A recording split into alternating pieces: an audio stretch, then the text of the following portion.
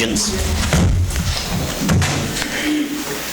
I pledge allegiance to the flag of the United States of America.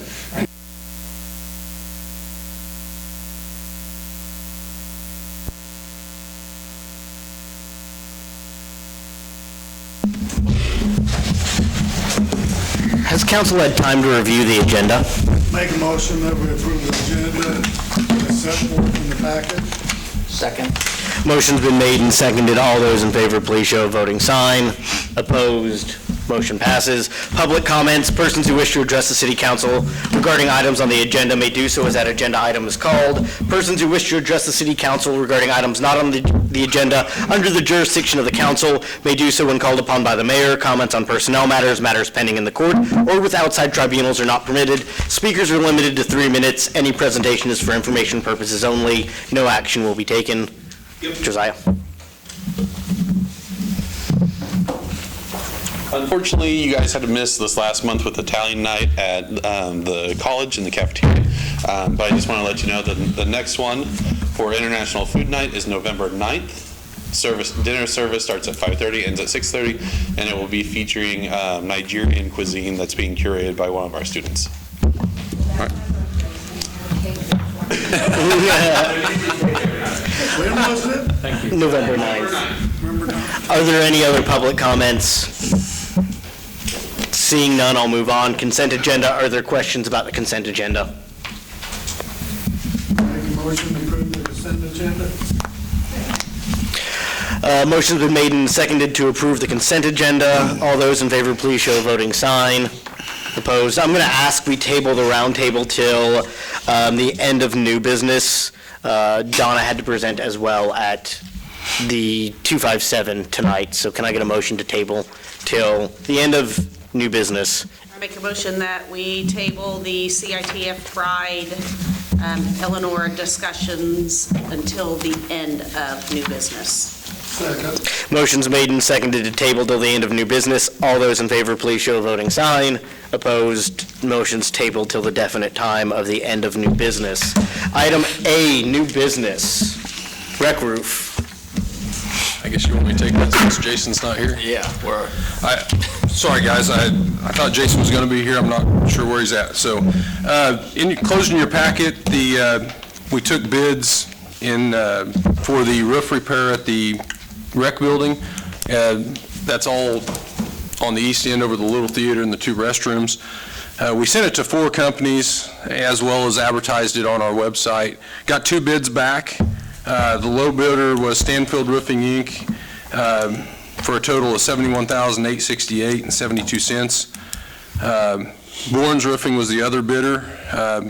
And as you can see, based on our recommendation, is basically due to our purchasing policy. It doesn't meet the 7% with threshold for a local bidder. And I know Jason talked to a couple different agencies that have used Stanfield Roofing and seem to be fine with it.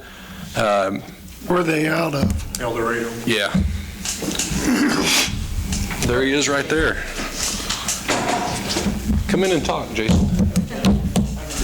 Or try. Forgot my bid forms. My turn? Yeah, I started it for you. Okay. We're just needing to replace the flat part of the roof. We really don't know the last time it was actually replaced. It had been repaired, I think, said like 2009 or so. When we had an inspector up there, it looked like on the women's side of the bathrooms, on the northeast side, someone had stuck a knife in it, and so it has a slow leak. It leaks bad over the Little Theater. It just needs addressed. I called Stanfield and asked them what the to-be-determined date was when they bid on it, and they said if they couldn't get supplies, then they couldn't meet the date. But they expected everybody to have the same kind of problem. Nobody can bid it until they actually have a written contract in hand. So they do have the lowest bid. They have a 20-year material warranty, where Bourne has a 10-year warranty in labor. There's a $7,000 difference, give or take. Basically, just hopefully we get it replaced, and then it helps with the leaking in the little theater. You guys have any questions? Well, I know it's been over 20 years since that area was replaced, because I was working for the school district, taking care of that building last time that flat area was replaced. So it's over 20 years old. Why can't we contract Stanford to remove it and Borens to build it? It's all one process. Okay. I mean, when they tear it off, they need to go, it's got to work simultaneous, tear it off, start going back on. I don't know that I've ever seen a roofing project be split like that. I'd assume they would bid them out different if that was the case. Okay. I just looking at the totals and I was like, I mean, one is cheaper than the other. And yeah. It threw me off too, but It's how they're calculating their labor, probably. Is this still funds from insurance? Right. Yeah, okay. Yeah, and I think we've got 90-some thousand left over from that. No, before this. And the other project Jason's got to get his RFP out on is we've got some heating stuff inside the building that we need to do as well. I'll make a motion to approve the contract of removing and replacing the flat roof on the rec building with Stanfield Roofing in the amount of $71,868.72. Second. Motion's made and seconded to approve the rec building with Stanfield Roofing. All those in favor, please show a voting sign. Opposed, motion passes. Item B. Thank you.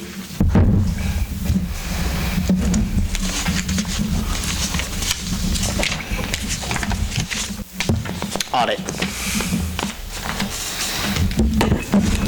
I'll do the best. This is the same company that's done our audits the last 2 years after they took over for Meishauser. He worked for Meishauser. His total was pretty close to what this year was, so I don't see any special.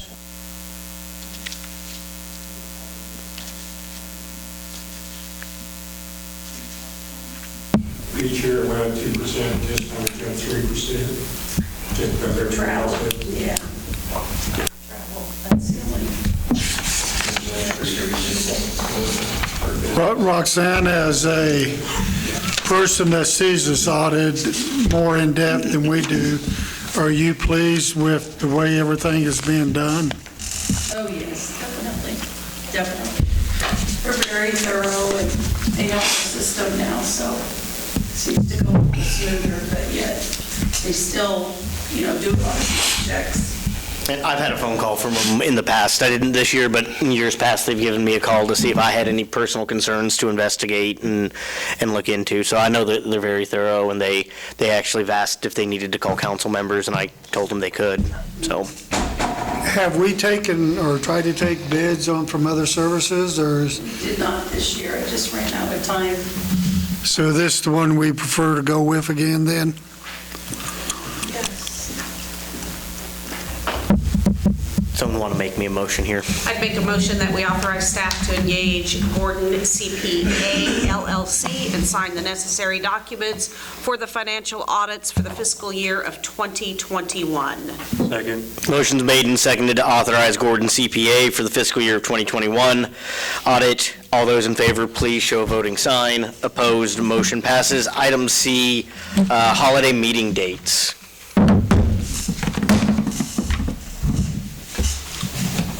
Yeah, Mayor, well, everything's in front of you.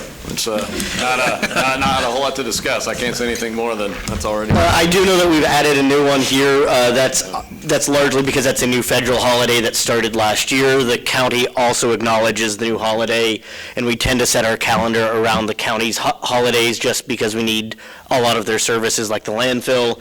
That's Juneteenth. I think that's a really worthy and notable day. I would encourage us to add that holiday in line with both the federal government and the state and the county. So didn't we used to have 13 and a floating holiday? Is that what we did? Yeah, Columbus Day was usually the floating Our holiday. health fair day? So was that 14 now plus the 14. floating? We don't actually have a floating one anymore. Okay. It's just that's just the list that we Okay. use. now, or try to follow the county, I guess. I don't also want to start a giant feud here, because it's minor, but I think it's significant at the same time. If we could add on, still celebrate Columbus Day, but put a hyphen there, put a dash, and recognize that it's also Indigenous Peoples' Day. They're both celebrated on the same day, they're both federal holidays. I think that's just a change in name, but I also think it's important with our Indigenous history. Would council be okay to that? Yeah, I make a motion to edit the, I don't think we need a motion if you'll just yeah. nod and tell them. Council, are there objections to that? I'm fine with doing it that way.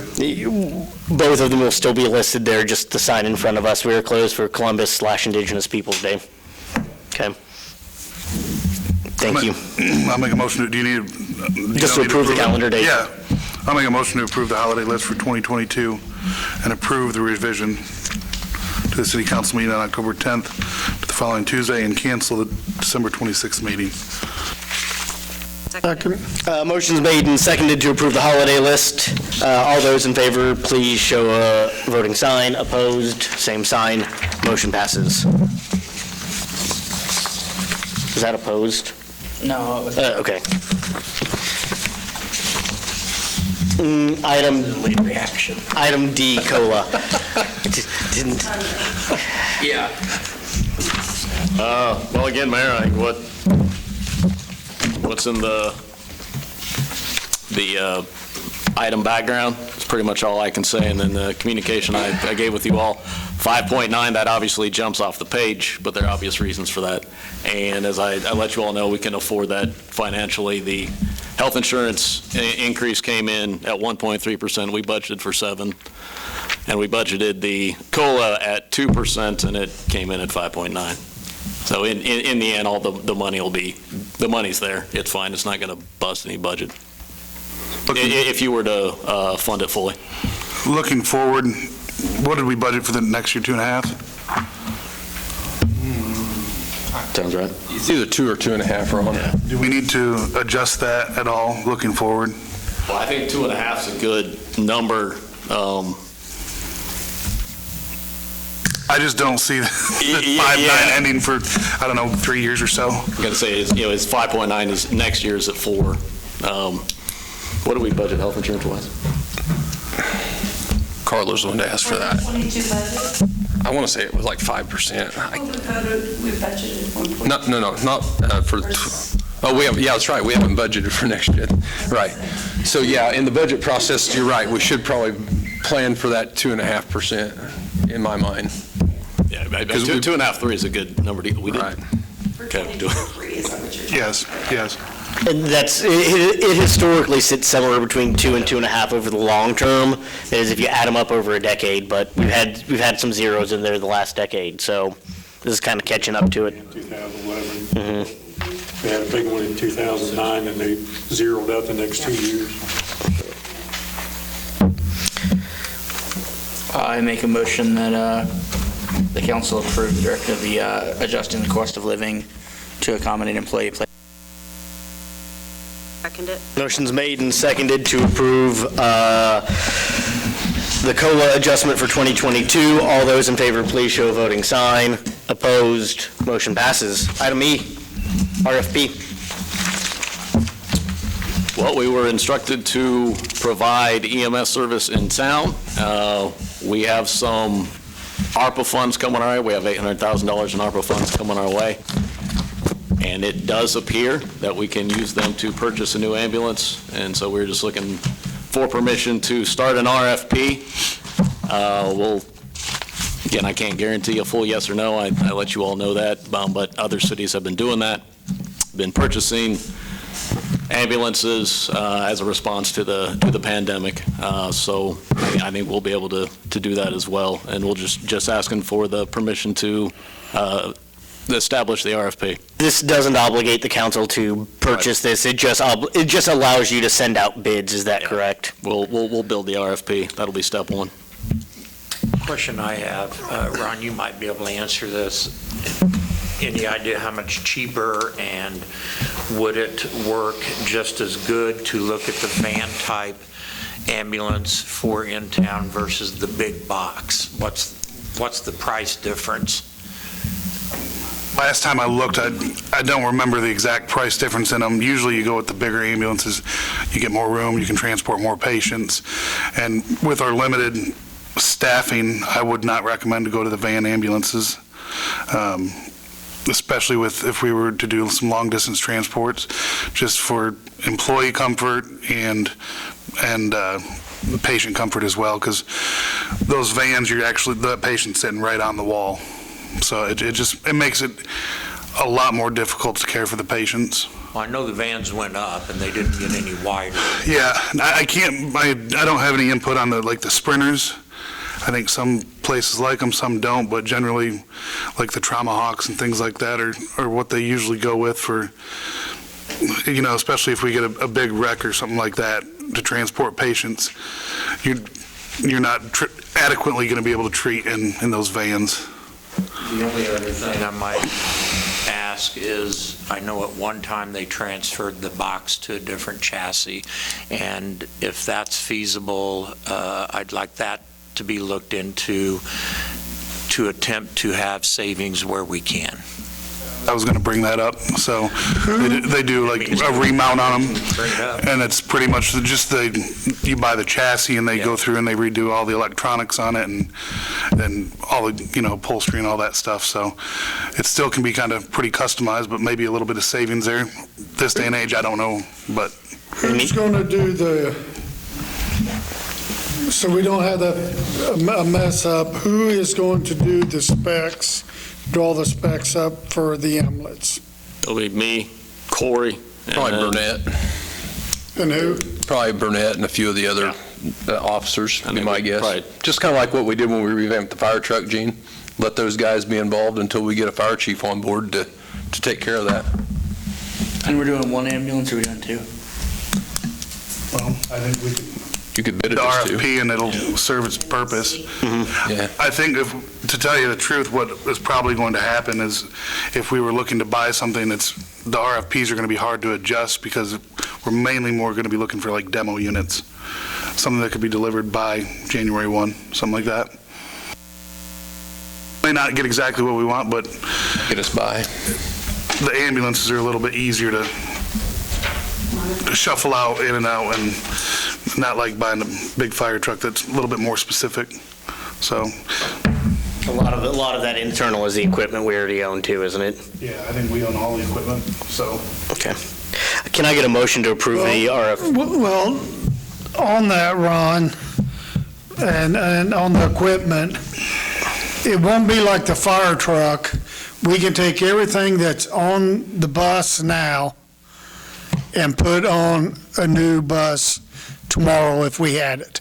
I'd say probably the only things that we're not going to be able to would be the stretcher, the striker kit of how it's mounted and things like that. But 90% of it we'd be able to transfer. oh yeah, the over? big ticket item. Yeah, I mean your big ticket items are a stretcher and a monitor. I mean a monitor is $40,000, so those are all ours.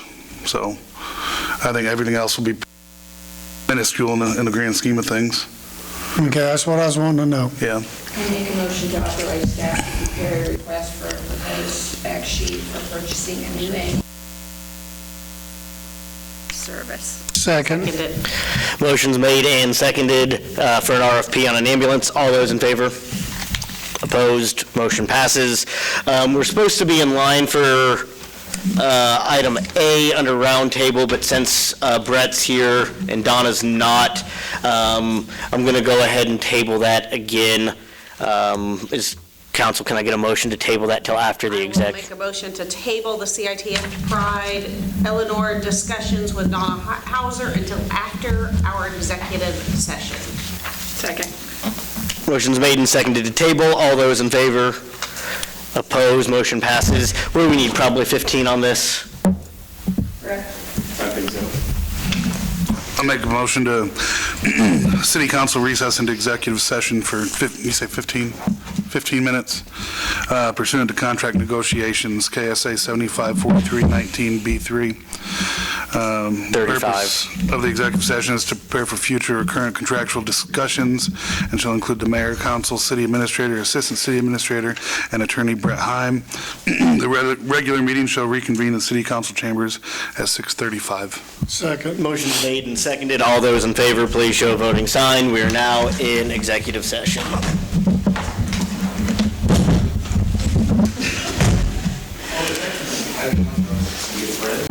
And that was it. Nothing sanitary about it. But this one, what she suggested, and I'm giving you a background in case you didn't know, because the two city workers that let me in there, they said, I don't even know what you're talking about. So I told them, I said, look on your phones and see what it is. But what she said is it would help stop typhoid fever, which was rampant in the 30s, and hookworm disease. And so she insisted that they make this one toilet. And the toilet was for outlying areas, not Wichita, not places that they had flush toilets, but the areas like Iola, Kansas. And I only know of two, one in our cemetery and one in one of the farms I visited. How I found out about this, I kept looking at it and thought, I think this is an Eleanor, but I didn't know for sure. And so the lady from the Historical Society in Topeka, she came down, and Mary Martin and I looked at it. And she said, oh, you've got a dream of a Eleanor. And so what's so good about it? And did you pass the pictures around? Mayor Wells has got them. I took pictures of it. There's several kinds that we looked on the internet, but this is pretty authentic. But the difference is that it has a round toilet that has a lid, and it has cement floor. And the reason for this is, now, they didn't have hoses back then to hose it down, but they could take water and clean all this off to keep it clean. And so this is why it was made. And it was made for cemeteries in the rural country, in the rural areas, because people would go to the bathroom. Someone said, well, they don't go to the cemetery. And I said, you ever gone out there? There's always someone at the cemetery looking for something. I spend lots of time there because you get a lot of research from that. And so the West Cemetery? And the old cemetery. And it's up against the fence. If you don't know the areas, I'm going to call them by lots. That first lot, you have the Kansas Cavalry. And then the second lot, you have another one where you have a bunch of things there. And then you have this roundabout, kind of, I call it a roundabout. They have a map on all the things, and it sits right against the fence. You can turn in either place and go down and see the Eleanor. You can't miss it. It's the only Eleanor in Iola, Kansas, and the only one in the cement. And some people think it's an outhouse. It is an outhouse, but it's an Eleanor. So CITF, which you guys have heard me talk about that before. We are a historic town, and CITF tries to play on that because we fixed our square up, we've painted some of the square, we've done the signs, we've done the plaques, we've done all sorts of things to help the historic part of Iola, Kansas. Now you say, well, why? People do come around and look because I've worked at the museum 23 years, and they come in and I show them that, and they walk around the square once. You see one thing, walk around the square again, you see another. And if you see the plaques, people are all the time saying, how'd you find that? And I said, with research, 2.5 years of research. So I do a WPA tour when I'm running the trolley, which hadn't been done in 2 years because I don't want to be around people that have COVID. And so it's part of my place to go. But when we were talking about CITF the other day on things we can do to make Iola more stand out, people do go to historic things. And the older you get, the more you care about history.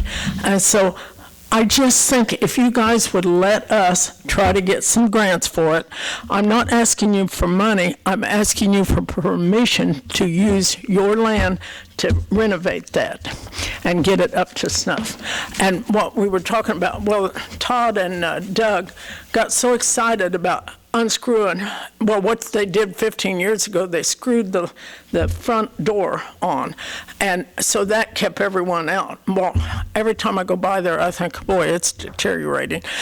And so what I want to do, and Todd and Doug really got into this, two city workers, they said, oh, well, you could put plexiglass of a high dollar plexiglass up front of it where people could lean in and look at it, but they wouldn't be inside. They wouldn't be inside it. But they could see this toilet, which we don't have any around other than on a farm. And I imagine you'd put up a plaque explaining We its would. significance and all the importance. We would. And so you're really just looking for permission to seek out funding That's and come back to all I'm us? asking for.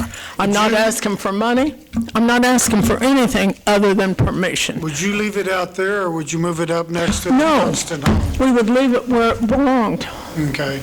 because it didn't belong on city streets. It didn't belong on the square. It belonged in rural areas or cemeteries. And being historically wanting it accurate, it has to be out there.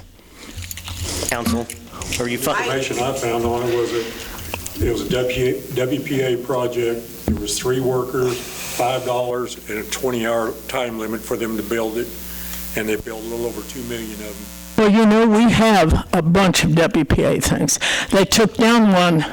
Anyone know what they took down? Train station? Huh? The depot?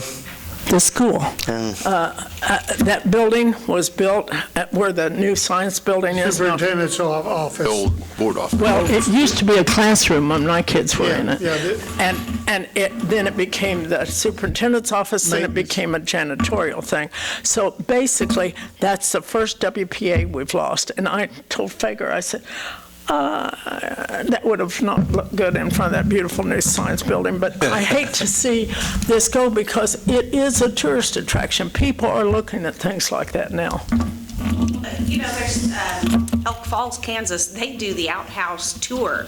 So there is a day, their city celebration, you tour everybody's outhouses that they decorate up, and they have a chili feed with the, you know.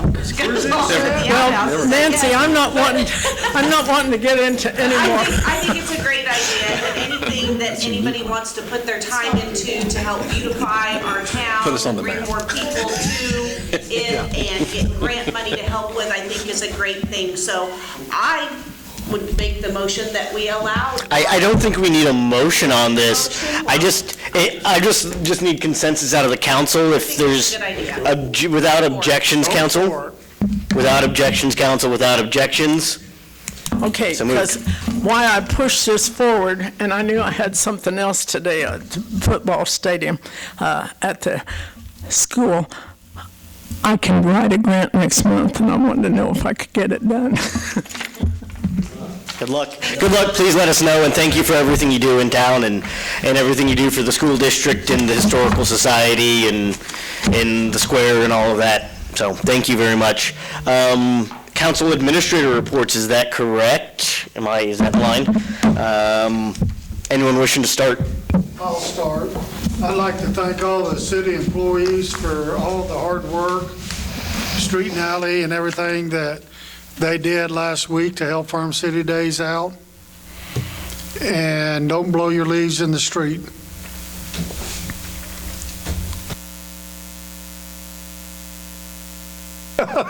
Drive safe. Be safe out there. Make sure you, as it gets colder, unplug those hoses or take those hoses off, winterize. It's getting that time of year. Don't forget about it. Again, I think, reiterate what Gene said, thanks to the city staff, day in, day out. They do a fabulous job. I noticed they took some barricades off of the Mopac Trail between Jefferson and Chestnut. Are they taking those off permanently, or? Those collapsible bollards, yeah. We were having some issues with that model. The ones on the Prairie Spirit, we never had issues with, but somebody keeps knocking those down, and we can't catch any cars on it, but I don't know what's going on, and I told Berkeley, I can get my bike through there. maintenance-wise, it's better too. And the other, it's kind of like a public service announcement, but I didn't know it until somebody brought it to my attention today, but if you go to FEMA.gov, that they have a COVID funeral assistance on there that you can fill out the paperwork and get. If there's anybody who has lost a family member or anything to COVID, they will help you with funeral expenses up to $9,000. So you just fill out an application and send in a death certificate, and they will help you with it. Okay. Just remember, this weekend, Sunday is Halloween, so there will be kids out trick-or-treating, trunk or treat, all of that kind of stuff. Just watch out for those kids. And time will be changing, so we'll be falling not till back, the 7th. and it will be getting darker sooner. So again, watch out for kids and pedestrians in general. I know we have a lot of kids at the college that walk to Walmart, and I don't know why sometimes they're not on the sidewalk, they're in the street. So just watch out for everybody as it starts getting darker. Nothing. Okay. I've had like 10 people call or text me about this big gash in Washington Street. So I'm going to have you guys say, are you fixing it? Are you leaving it like it is, or what? You talking about? The water line? Yeah, and jump in if I get this wrong, but plants are closed, so it'll be spring. Yeah. I mean, the only asphalt I see going down right now is at the school in that parking lot. And typically, I like that. I know. And I mean, typically, we do leave them over the winter because we want that rock to settle and get good and compacted. This street, unfortunately, is, for whatever reason, the water line needed to be moved out, and it's almost right in the wheel pattern, which makes a big difference compared to what we're used to seeing with the... You drive over here and you about have Right. that on Yeah, collision. it'll- You drive over here and you're going to straddle the... It will likely be an early spring project, Kim. Okay. And we'll just have to continue to go down there, and I actually had a couple calls last week on it, but, yeah. My other thing is, I know before we have talked about putting a restroom downtown somewhere in a pocket park or something. And now with COVID, none of the businesses, you can't use their restroom. And I'm wondering if maybe we should revisit or talk about putting some kind of, maybe we could put an Eleanor down in a pocket park. But no, really, some kind of restroom, because there's no restroom downtown unless you want to go in the courthouse, and people don't want to go in there, so, We can discuss it again. That's fine. thank you. The highway's open. Thank you. So, Save my life. I forgot what it looked like, but watch for deer, rut's coming, so They're already getting it. they're going, so that's all that I have. Matt? Well, Ron kind of stole my thunder. I was going to say 169, I drove on it. I didn't know it was open, so I took the shortcut going to the KU game, and I noticed on my way up there that it was wide open, so I came back, and it's a quicker drive. It's the first time I've actually driven 169, and it's quicker. It's Some guardrails in different places. What took so long? Pretty smooth. that's a KDOT project. Don't say KU. Where to get to Garnet in 30 minutes? Yeah. Yeah. And the other one, the Economic Development Committee, Carl's not here, but he wanted me to remind Nick and Gene and Steve that the meeting tomorrow at 5 o'clock in my office. And you guys have homework if you didn't see his email. I finished mine earlier Assignments are today. in. Is there anything else? We got all applications for fire chiefs and everything. Yeah. That closed, right? I think we had 18 applicants. 18, yeah. We'll talk next meeting about the council's participation and who will be on that. Make a motion that we adjourn this phone meeting for the Second? Motion's made and seconded to adjourn. All those in favor?